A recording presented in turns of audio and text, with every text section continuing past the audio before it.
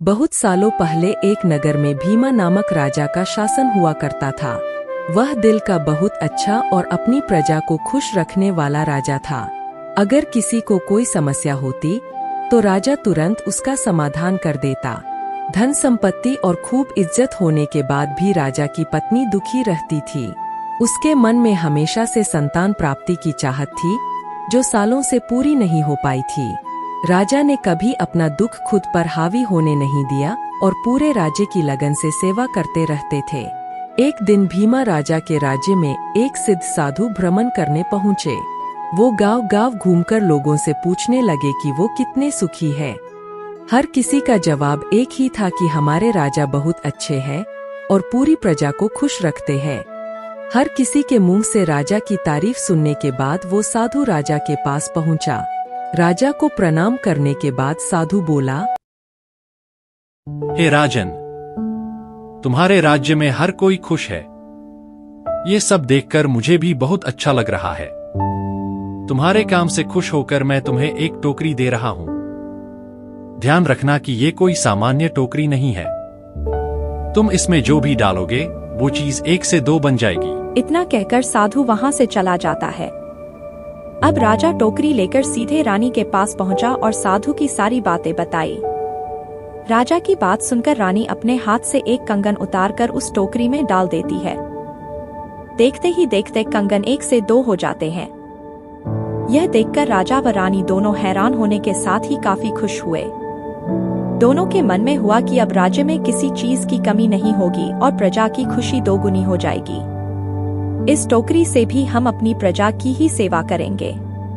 कुछ दिनों बाद भोला नाम का एक व्यक्ति अपने परिवार के साथ राजा और रानी से मिलने के लिए पहुंचा। उसके साथ पत्नी और नवजात शिशु भी था। भोला ने सबसे पहले राजा रानी दोनों को प्रणाम किया और बताया कि हम आपके ही नगर के रहने वाले हैं।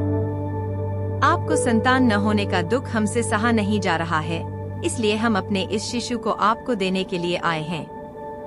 इस वक्त से ही आप दोनों मेरे पुत्र के माता पिता हो। भोला की बात पर राजा के कुछ बोलने से पहले ही रानी ने नवजात को अपनी गोद में उठा लिया। रानी ने भोला और उसकी पत्नी सुलेखा को धन्यवाद कहा। इन सब के बीच राजा कुछ नहीं कह पाए। राजा को पुत्र मिलने की खुशी तो थी, लेकिन वो भोला और सुलेखा के लिए परेशान थे। राजा को पता था कि पुत्र न होने से भी अधिक दुख उसे पैदा करके किसी को दे देने से होता है। इतना सब सोचने के बाद राजा कुछ देर बाद रानी को समझाते हैं कि हम किसी बच्चे को उसके माता पिता से अलग नहीं कर सकते हैं। राजा और रानी की बातें सुनकर भोला व सुलेखा उनसे हाथ जोड़कर पुत्र को रखने की प्रार्थना करते हैं। राजा रानी दोनों ही भोला और सुलेखा की बातें सुनकर हैरान हो जाते हैं। तब राजा ने सीधे भोला से पूछा, आखिर क्या बात है? तुम अपने बच्चे को अपने साथ रखने की बात सुनकर दुखी हो जाते हो। साफ साफ कहो, क्या परेशानी है? राजा की बातों का जवाब देते हुए भोला कहता है, हमारे बच्चे को श्राप है कि अगर वो 12 दिन हमारे पास रहता है तो 13वें दिन उसकी मृत्यु हो जाएगी।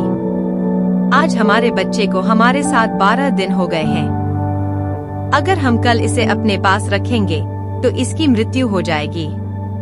राजा ने इस बारे में सोचने के लिए थोड़ा समय मांगा और भोला व सुलेखा को कुछ देर राजमहल में आराम करने के लिए कहा। फिर राजा भी इस बारे में सोचने के लिए अपने कक्ष में गए और रानी बच्चे को गोद में लेकर राजा के पीछे चलने लगी। कक्ष में पहुंचकर रानी ने राजा से पूछा, आप आखिर इतने परेशान क्यों हैं? तब राजा ने कहा कि मेरे राज्य में रहने वाला कोई भी परिवार मुझे अपनी संतान देकर सारी जिंदगी रोता रहे, ये मुझे हरगिज मंजूर नहीं है। राजा की बात सुनकर रानी भी इस बारे में सोचने लगी।